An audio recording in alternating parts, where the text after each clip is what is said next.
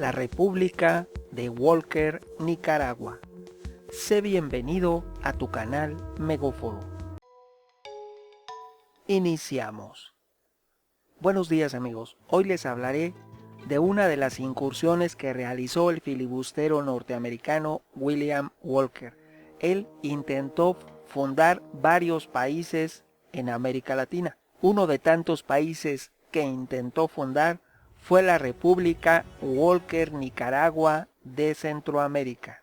Te diré que al inicio de la fiebre del oro, cuando Estados Unidos nos quita la mitad del territorio, después de firmar el Guadalupe Hidalgo el 2 de febrero de 1848, da inicio la fiebre del oro en California. Y de ahí una incesante carrera por conectar dentro de Estados Unidos su ferrocarril de costa a costa, de Nueva York a California y San Francisco. Lo cierto es que ellos, los estadounidenses, querían buscar otras rutas para transportar las riquezas de California a Nueva York, y para poder hacerlo tenían que encontrar nuevas rutas de transporte. La clave para que el filibustero William Walker intentara hacerse con el gobierno de Nicaragua radica en que responde a esa necesidad y a ese pretexto de encontrar rutas para cruzar de un océano al otro en Centroamérica.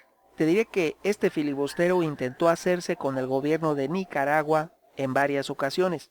Además, él recibió el apoyo de su gobierno y del empresario más rico del mundo. Les hablo del yanqui Cornelius Vanderbilt, que en 1850 era el dueño de los ferrocarriles y barcos civiles de Estados Unidos y también en otras partes del mundo. Y fue él quien intentó hacer un canal de océano a océano, primero en el actual Nicaragua y después en el actual Panamá. Solo como un dato anecdótico, les diré que cuando se construyó, escuchan bien, el ferrocarril de Panamá a través del Istmo de Panamá, que ocurrió entre 1850 y 1855, les hablo del ferrocarril. Cuando se construyó el canal fue todavía peor. Cuando se construyó el ferrocarril de tan solo 75 kilómetros de largo, que iba desde Colón, la ciudad de Colón, en el Atlántico, hasta Panamá en el Pacífico. Llegaba del Atlántico al Pacífico. Tan solo eran 75 kilómetros de largo y se construyó en 5 años. Este proyecto representó una obra maestra de la ingeniería en su época, una proeza nunca antes realizada. Se comentó en Europa y en los grandes círculos de los lugares más avanzados y se realizó en condiciones muy difíciles. Pero aquí el dato y el por qué se los menciono es que se estima que más de 12,000, escuchen bien, 12,000 personas nunca regresaron a sus casas cuando se hizo la construcción de este ferrocarril. La mayoría no regresó a su casa debido a la cólera y a la malaria y al incesante trabajo bajo un sol abrasador.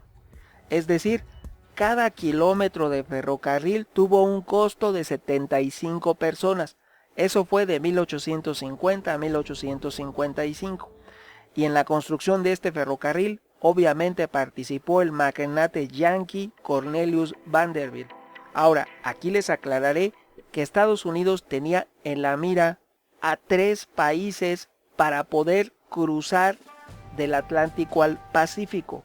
Tenía en la mira a México, a Colombia y a Nicaragua, ya que era en esos lugares donde podría realizarse el cruce de océano a océano, del Atlántico al Pacífico, de la manera más fácil y al menor costo. Y se elaboraron sendos planes para diseñar un canal interoceánico en el istmo de Tehuantepec, en Nicaragua y en Panamá.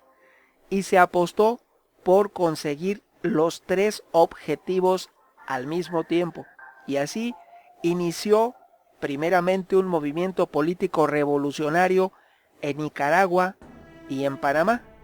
En México no fue necesario porque contaban con el apoyo rotundo, total y absoluto del presidente Benito Juárez. Regresando a Nicaragua, en ese lugar fue encabezada la revuelta por el filibustero William Walker, y en Panamá se estableció el inicio del objetivo de Estados Unidos de cruzar del Atlántico al Pacífico por medio del Tratado Paredes-Stevens, firmado en Bogotá el 28 de enero de 1955, y con la proclamación del Estado de Panamá por Justo Arosemena el 27 de febrero de 1855. Aquí, como podemos ver, Estados Unidos obtuvo dos victorias, una en Nicaragua y otra en el actual Panamá.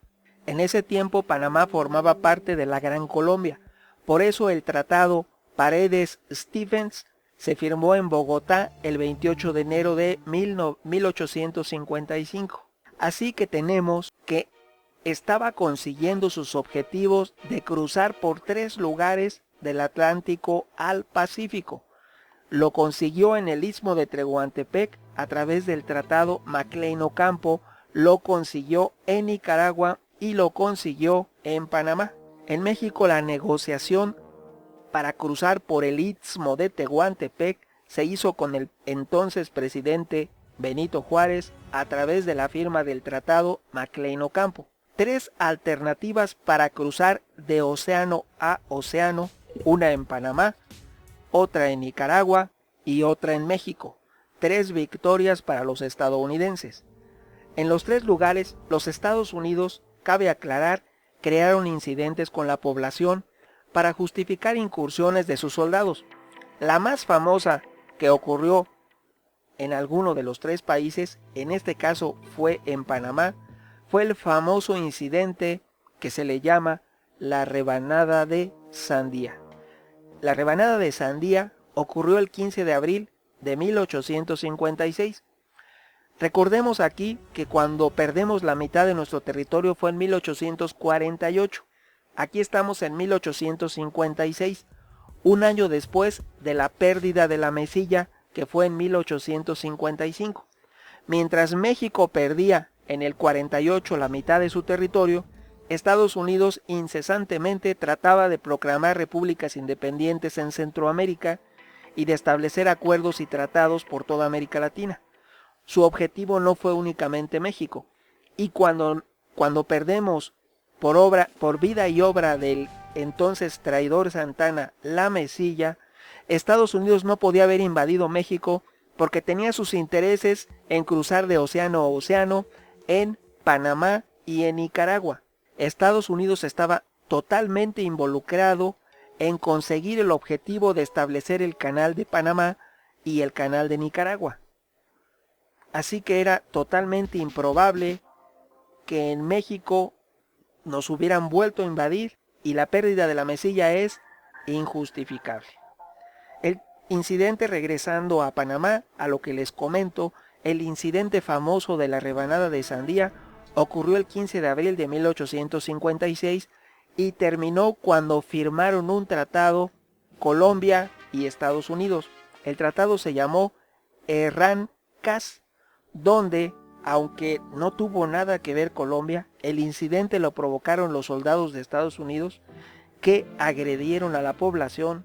Aún así, Colombia, mediante este tratado Herrán-Caz, se comprometió a pagar $400 en 1856, que es el equivalente a 412 millones de pesos actuales, como reparación de daños a los soldados de Estados Unidos. Esto es, la necesidad de transporte hacia el oeste de Estados Unidos aumentaba, y para satisfacer la demanda de los ciudadanos de Estados Unidos y su comercio interno, nacional e internacional, decidieron que la única manera de impulsar el auge comercial de Estados Unidos y de llevarlo a ser una potencia como lo es hoy, era atravesando Centroamérica. Aquí les hago una aclaración. El único país que ha crecido constantemente en los últimos 10 años, a excepción de China, es Estados Unidos. Cuando nos hablan de una posible recesión, es una estrategia para crecer más, para que se confíe en todos los demás países del mundo. En realidad, Estados Unidos es la primer potencia mundial y es una máquina imparable. Regresando a este tema de la República Walker, Nicaragua, les diré que en los años de 1850, Panamá era la ruta más popular para cruzar de océano a océano. pero fue opacada completamente por algunos años por la opción de Nicaragua, que en fechas actuales se ha vuelto a encender con un proyecto de un canal interoceánico en Nicaragua. Desde aquel tiempo, desde 1850, la primera opción fue Nicaragua, no Panamá, pero por el control político que tenía Estados Unidos sobre Panamá, se construyó en Panamá. Si no, actualmente, desde aquel tiempo, el canal estaría ubicado en Nicaragua. Esto sucedió así, había interés en el canal de Nicaragua porque en aquel tiempo, ya desde 1850, este ofrecía ventajas por un buen clima, precios de transporte más baratos y un recorrido más corto. Además existía la posibilidad de construir un canal interoceánico aprovechando las aguas de los lagos interiores y el río San Juan. Esta oportunidad atrajo la atención, como ya les había comentado, del hombre más rico del planeta en ese momento, Cornelius Vanderbilt, apodado el Comodoro, quien él en persona fue a Nicaragua en 1849 para obtener así los derechos exclusivos del transporte de pasajeros sobre el territorio mediante una empresa que creó para apoderarse del transporte en Nicaragua, de nombre Accessory Trans Company, lo cual fue aprobado por el Congreso nicaragüense. En ese momento, el gobierno de Nicaragua era muy débil y no podía resistirse a los deseos del hombre más rico del planeta y a la primer potencia de América, que en ese momento era Estados Unidos. Teníamos en ese momento otra potencia que era Argentina. Argentina fue una nación increíblemente rica y fuerte hasta que llegó Perón al poder. De ahí en adelante es como lo conocemos hoy, un país en una eterna crisis. Pero regresando al tema de la República Walker, California, les diré que debido a estos intereses de la Casa Blanca de Estados Unidos y de los empresarios más poderosos de ese país, entre ellos Cornelius Vanderbilt, apoyaron y se apoyaron en la fuerza del filibustero William Walker. La estrategia fue la siguiente: ellos no podían invadir de manera abierta con su ejército estas naciones. Primero, la Casa Blanca firmó tratados de paz con los países de Centroamérica y después, al igual como ocurre actualmente, enviaron abajo del agua como estrategia filibusteros. Uno de tantos filibusteros que llegó en este caso a Nicaragua fue William Walker. Cabe aclarar que cuando Estados Unidos invadió a México y se firmó el Tratado Guadalupe Hidalgo, Estados Unidos sí tenía tropas apostadas en Panamá y Nicaragua, y existían tanto tropas de Estados Unidos como elementos británicos en Nicaragua. Sobre todo en el llamado, en ese momento en 1850, a la región donde estaban los británicos se le llamaba Reino de Mosquitia, donde para evitar algún incidente entre Inglaterra y Estados Unidos, se firmó un tratado, el tratado llamado Clayton-Bulwer, en el cual firmaron Estados Unidos, Inglaterra y Nicaragua. Si se dan cuenta, Estados Unidos firmaba tratados por todos lados, como si de papel de baño se tratara. Ellos firmaban y firmaban y firmaban tratados, adquiriendo compromisos que nunca reconocen con todos los países y todos los ilusos posibles que se cruzaban en su camino, y siempre apoyado en sus filibusteros y la fuerza de sus empresas y su comercio. Cabe aclarar que les he mencionado que Estados Unidos firmó tratados en Panamá, Nicaragua, México y otras 10 naciones. Y estos más de 20 tratados tan solo en esa época de 1850, al igual que los tratados que firmaba con los nativoamericanos que habitaban el territorio de Estados Unidos, ningún tratado fue respetado nunca por Estados Unidos. Una práctica común para no respetar los tratados era provocar incidentes como el de la rebanada de sandía en Panamá, que ya les comenté. Y de esta manera Estados Unidos siempre pide una compensación económica y luego firma un tratado. Esto es, provoca un incidente, pide una compensación y firma un tratado. Algo que practicó en todos los países de América Latina desde esos tiempos hasta fechas recientes. Así, en 1850, William Walker hizo su debut en la política y trabajó en los periódicos de Estados Unidos como el Democratic Review, Journal, de Sacramento y el Commercial Advertiser de San Francisco. Durante su permanencia en este medio, fue instruido por el editor Byron Cole sobre la situación ideal de Nicaragua como lugar para emprender la colonización, pues le informó del caos político que ocurría en Nicaragua en ese momento y que Nicaragua se encontraba fragmentado por las fracciones políticas, que eran dos. En Nicaragua existían dos bandos a la llegada de Walker. Por un lado estaban los legitimistas y por otro lado los democráticos. En términos generales, los legitimistas tenían su principal asentamiento en la ciudad de Granada y eran los llamados conservadores, que eran aliados de la Iglesia Católica, y en ese momento, en 1850, la Iglesia Católica apoyaba al Reino Unido. Los segundos, con asiento en la población de León, tenían pensamiento liberal. Ese fue un estratagema. Por toda América Latina, todos los que se decían liberales eran aliados de Estados Unidos. Todo el que no fuera liberal regularmente era aliado o de Francia o de Inglaterra.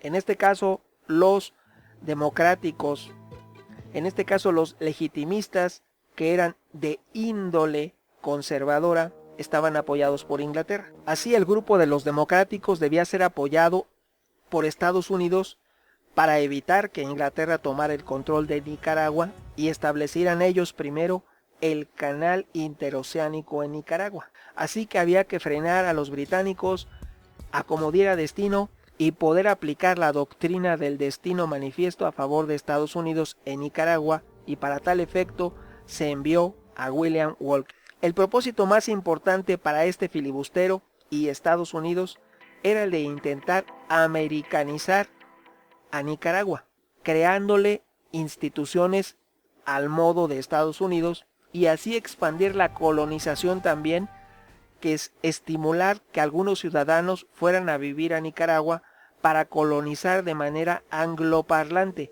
que se empezara a hablar inglés en Nicaragua. En ese tiempo te diré que la Asamblea Constituyente de Nicaragua había nombrado como presidente a Fruto Chamorro Pérez. Esto ocurrió el 30 de abril de 1854. Y además había alargado su periodo de gobierno de 2 a 4 años.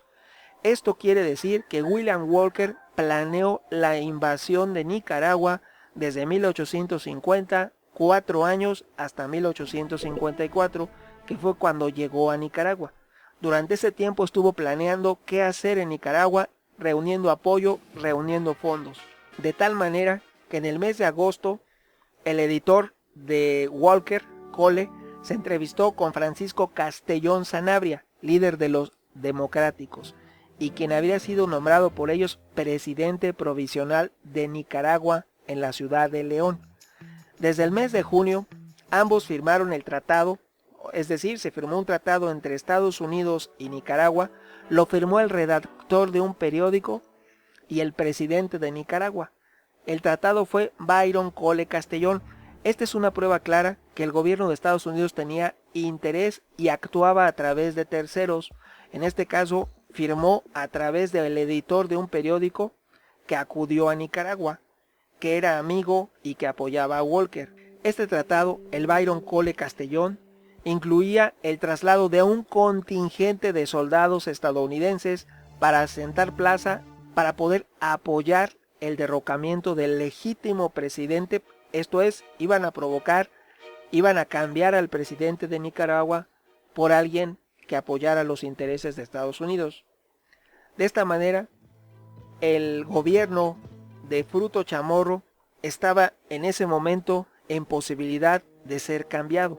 Y él, al ver todo lo que sucedía, o sea, el presidente Chamorro se dio cuenta de todo lo que sucedía y dejó el poder y nombró presidente a José María Estrada.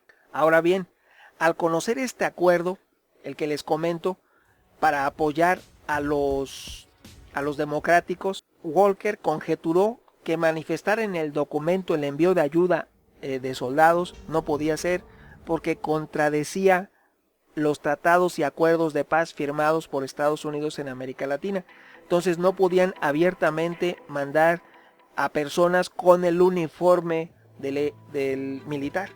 Así que enviaron supuestos civiles que igual eran lo que ya sabemos, pero iban vestidos de civil. Fue lo único que se hizo, de acuerdo a la ley de neutralidad que tenía Estados Unidos. Entonces se prefirió que el pacto se modificara con el traslado, ojo, como le hicieron a México con Texas, con el traslado de colonizadores. Los colonizadores eran soldados que se llevaban a sus familias. En realidad, como sucedió en Texas, no eran simples colonos, eran miembros del ejército de Estados Unidos que llevaban a sus familias o que simulaban llevarlas. En este caso, los colonizadores fueron llevados por Walker. Una vez solucionado el punto de que no iban a ser abiertamente elementos del ejército, sino colonizadores, Walker abandonó su puesto en el periódico y se propuso partir a Nicaragua. Un representante de las autoridades gubernamentales en Estados Unidos lo apoyó en su viaje y además se observó por parte de autoridades norteamericanas que Walker llevara todo en regla y que no hubiera posibilidad de objetar que infringía alguna ley internacional o tratado firmado en Centroamérica. Una vez que se constató que no lo podían culpar al gobierno de Estados Unidos de nada, se autorizó la partida. Así que Cornelius Vanderbilt y otros otorgaron fondos a Walker y así consiguió la embarcación llamada Vesta. Tenía una embarcación. El 12 de marzo de 1855 fue que partió fíjense bien, partió a través del barco Vesta y llevaba, según él dice, distinguidos militares vestidos de civil, colonos, algunos vagabundos y antiguos camaradas de las aventuras que tuvo en la República de California y de Sonora. En total, William Walker reunió 158 individuos que serían conocidos como los inmortales. No obstante, a pesar del interés de las autoridades de California, la embarcación Vesta fue revisada nuevamente para ver que no infringiera y que no pusiera en aprietos al gobierno de Estados Unidos. Tenían que cerciorarse que su operación encubierta, sus espías, sus filibusteros fueran bien apoyados, bien apertrechados y tuvieran posibilidades de éxito. Una vez que constató su gobierno que la operación de William Walker iba en regla y que tenía posibilidades de éxito, le autorizaron que zarpara, y eso ocurrió el 4 de mayo de 1855. Y así llegó a Nicaragua un mes después, el 16 de junio de 1855.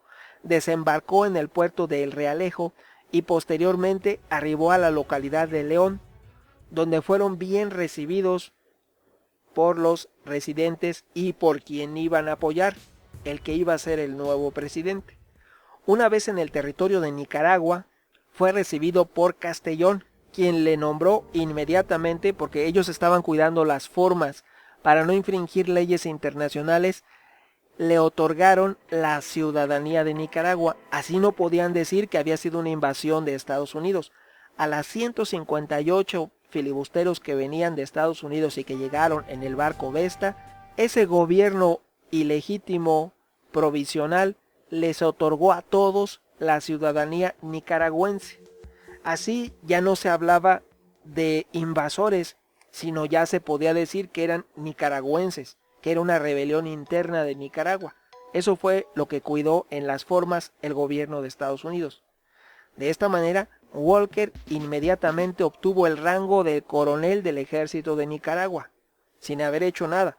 Simplemente contaba con el apoyo de los liberales en Nicaragua, que eran apoyados por el gobierno de Estados Unidos y que querían cambiar al que entonces era el presidente de Nicaragua, que se llamaba Chamorro. Así, la estadía de Walker no estuvo exenta de problemas. El filibustero entró en contacto con otros subalternos y ocurrieron innumerables incidentes por la forma de pensar y de observar que tenían los que venían con Walker, que se sentían superiores a cualquier persona que hablara español y que viviera en Nicaragua. De esta manera, al ver que no tenían el apoyo de la población, decidió ir tomando cada una de las poblaciones por la fuerza. Por ello tomó el poblado de Rivas por sorpresa y otros más, y se fue haciendo del control de algunas regiones de Nicaragua, pero esto fue por la fuerza. La población no lo aceptó nunca. Así, la fuerza con la que tomó la ciudad de Rivas estaba compuesta por los 158 que habían ido con él, más 110 nicaragüenses, y partieron hacia la ciudad de Rivas, y de tal manera que el 29 de junio de 1855 entraron en batalla. Entró en batalla con el ejército auténtico del presidente Chamorro de Nicaragua. Se enfrentó con los nacionalistas en la batalla de Rivas. El encuentro fue intenso. Los estadounidenses llevaban armamento muy avanzado. Llevaban rifles y revólveres Colt. Sin embargo, el Ejército Nacional de Nicaragua únicamente contaba con antiguos mosquetes y no pudieron hacer frente a los filibusteros de Walker. Aún así, Walker no derrotó al presidente de Nicaragua. Walker tuvo que ordenar la retirada y perdió muchos hombres. ¿Por qué? Porque en Nicaragua no querían a los invasores, no querían a Estados Unidos. Esto fue en esa población. Después Walker intentó tomar muchas otras poblaciones y él generó un caos completo al pueblo de Nicaragua en esa década de 1855, durante varios años. Finalmente Walker decidió tomar, después de tantos intentos y incursionar en varios pueblos, la Bahía de la Virgen en el lago Nicaragua, con 50 filibusteros y 120 nicaragüenses. Pero se enfrentó en esa ocasión con la férrea defensa de los nacionalistas nicaragüenses. Esto fue el 3 de septiembre de 1855, el mismo año, y vean todo el caos que estaba generando en Nicaragua. Es difícil de entender que un simple filibustero tuviera tanto éxito en tratar de conquistar una nación como Nicaragua. Recordemos que ya para este momento les habían otorgado la ciudadanía, los liberales le dieron la ciudadanía nicaragüense a él y a todos sus filibusteros. Así que para el derecho de Nicaragua no se podía hablar de invasores, sino de ciudadanos nicaragüenses por naturalización. Con el arribo de más voluntarios, porque aquí hay que aclarar que constantemente había un sistema de reclutamiento en Estados Unidos que enviaba voluntarios, se dice, pero ya sabemos que no son voluntarios, eran soldados vestidos de civil, constantemente llegaban a reforzar a Walker. Durante 5 años estuvieron llegando constantemente supuestos voluntarios venidos de ciudades tan distantes como Nueva York, Baltimore, California, San Francisco y otras ciudades. Constantemente llegaron a reforzar las filas del filibustero Walker. Así, Walker dirigió una fuerza armada en promedio de hasta 350 milicianos. Disminuían, pero le llegaban refuerzos. Aquí te aclararé que en octubre de 1855, Walker decidió tomar la entonces capital de Nicaragua, la ciudad de Granada, para, ahora sí, cambiar al gobierno legítimo de Nicaragua. El día 11 de octubre de 1855, los filibusteros capturaron el barco La Virgen y desembarcaron cerca del poblado, ya cerca de la capital, con 100 filibusteros y 250 refuerzos del lado liberal. Al amanecer del día 13, o sea 2 días después, lograron controlar la capital de Nicaragua. Y ese fue el triunfo que convirtió a Walker en el hombre más poderoso de Nicaragua. El triunfo que tuvo sobre la capital de ese momento en Nicaragua, la ciudad de Granada. En junio de 1856, Walker instó a Patricio Rivas para que convocase a elecciones presidenciales. Aquí vamos a tratar de analizar una situación. Estos filibusteros estaban cuidando todas las formas para que no acusara a nadie a Estados Unidos de haber intervenido en Nicaragua. Primeramente, los refuerzos que llegaban decían que eran voluntarios. El dinero que llegaba decían que eran recaudaciones de fondos. y que nunca había sido un soldado de Estados Unidos, sino civiles. Eso en primera. En segunda, le llegaban fondos de los diferentes figuras connotadas de Estados Unidos, entre ellos Cornelius Vanderbilt. Además, para legitimar su triunfo en Nicaragua, se le concedió la ciudadanía tanto a él como cualquier voluntario que venía de Estados Unidos, les estaban otorgando la ciudadanía de Nicaragua.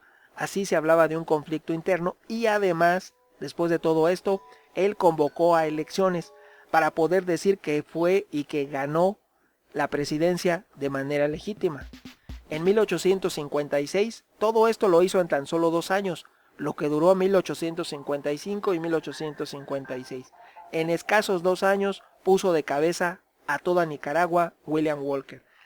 Logró ser el hombre más poderoso de Nicaragua y se proclamó presidente de Nicaragua porque se proclamó vencedor de las elecciones que se celebraron el 20 de junio de 1856, donde él se proclamó ganador. El 29 de junio tuvieron lugar las elecciones que se llevaron a cabo con severas irregularidades, donde se dice que incluso hasta 4 veces más la cantidad real de habitantes en cada una de las localidades votaron a favor de Walker. Él obtuvo 15.835 votos y el candidato que verdaderamente había ganado, que se llamaba Fermín Ferrer, obtuvo 4.447 votos. Así que el triunfo de Walker fue más que cuestionado. Aunque él se autoproclamó vencedor de esas elecciones y se autoproclamó el legítimo presidente de Nicaragua, los hechos decían lo contrario, por las irregularidades tan evidentes que habían ocurrido. Si analizamos aquí, la población de Nicaragua en ese momento era muy poca. La totalidad de votos, estamos hablando de cerca de 20,000 votos, nos habla de una población muy pequeña. Estamos hablando que por aquel tiempo la totalidad, contando niños y contando ancianos, contando a toda la población, no superaba los 40,000 habitantes la población total de Nicaragua. Era un país totalmente muy pequeño, no como México, que sí tenía muchos habitantes, alrededor de más de 1 millón de habitantes. Sin embargo, Nicaragua a duras penas llegaba a los 40,000. De tal manera que los gobiernos de Honduras, El Salvador y Guatemala, debido a todo lo que hizo, las tropelías que ocasionó Walker en tan solo 2 años, firmaron un tratado de alianza el 18 de julio de 1856 con la intención de expulsar a Walker y sus filibusteros, y ellos, todos los países de Centroamérica, reconocían la presidencia legítima de Patricio Rivas y se organizaron para la defensa de su soberanía e independencia, ya que las tropelías de Walker estaban amenazando toda Centroamérica. Si Walker hubiera tenido éxito, hubiera proclamado la República de Walker Nicaragua, Walker Honduras, Walker El Salvador y Walker Guatemala. Él mismo hubiera proclamado 4 repúblicas independientes. No sabemos si las hubiera fusionado en un solo país llamado Walker, o hubiera dejado los 4 países con el primer apelativo Walker y después el nombre Walker Honduras, Walker El Salvador, Walker Guatemala, Walker Nicaragua. Estuvo a punto de ganar Estados Unidos e imponerse sobre estas 4 actuales naciones de Centroamérica. Afortunadamente, cuando se juntan los gobiernos de Centroamérica y hacen el tratado de alianza para expulsar a Walker y a sus filibusteros, estos, los estadounidenses, sufren una de sus más severas derrotas en la batalla de San Jacinto el 14 de septiembre de 1856, donde las fuerzas de Walker, que se dice eran 300 efectivos, fueron vencidas por 160 efectivos del ejército de Septentrión, liderados afortunadamente por el coronel José Dolores Estrada Vado. Afortunadamente era un hábil militar que con una inferioridad numérica y de armamento logró superar a Walker y lo sometió. Así, con esta derrota, los estadounidenses perdieron toda esperanza de estar y de controlar Nicaragua. Te diré que Walker intentó en repetidas ocasiones tomar el poder en Nicaragua, porque lo que les estoy comentando La derrota más estrepitosa fue la de San Jacinto el 14 de septiembre de 1856, pero durante 4 años más, el gobierno de Estados Unidos, apoyado en sus filibusteros, intentaron en repetidas ocasiones, por lo menos 4 más, tomar el control de algún país de Centroamérica, sobre todo de Nicaragua, a través de Walker y sus filibusteros. Cansados los centroamericanos de Walker, decidieron llevarlo al paredón el 12 de septiembre de 1860. Y como se dice coloquialmente, ahogado el niño se tapa el pozo. En ese momento se acabaron los problemas cuando Walker fue llevado al paredón. De esta manera, las campañas de William Walker en Centroamérica provocaron no solo el nacionalismo nicaragüense, sino también la unidad centroamericana y el conservadurismo político. También ocasionaron un sentimiento de furia antiestadounidense en algunos círculos de las naciones involucradas de Centroamérica, sobre todo en Nicaragua. Amigos, les diré que William Walker es un claro ejemplo de la política de Estados Unidos hacia América Latina de la década desde 1846, cuando invaden a México, hasta 1860, cuando desaparece William Walker y es llevado al paredón el 12 de septiembre de 1860. Acciones que se repitieron en toda América Latina, donde defensores de cada una de las regiones tuvieron que hacer valer su patriotismo y la integridad de sus naciones. En este caso le tocó y se puso a prueba la fortaleza de Nicaragua. Opiniones habrá muchas. ¿Tú qué piensas? Tu amigo Megóforo. Hasta pronto.